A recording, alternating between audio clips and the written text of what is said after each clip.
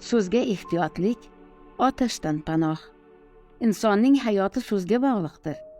Taqdiri azaldan shu kunga qadar lavhul mahfuz yozgan so'zga bog'liqdir. Qissadan hissa shul. Haq huzurida niyat, so'z, amaldan hisob kitoblar.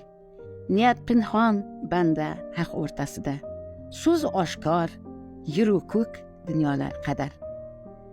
Shunday izohladi shoh o'z hukmini.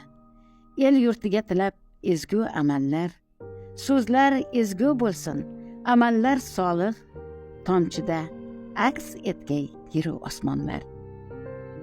Men ham o'qib chiqib bul rivoyatni, 3ta kitobimni ohista yoqdim. Og'riqli dunyodan boshladim avval, har she'rimga boshqa nigohlar boqdim. Haq qodir qilgancha har she'r o'rnida ezgu va ijobiy so'zlar izladim. Odam atomizdan shu kunga qadar odamzod nasliga xush so'z tiladim.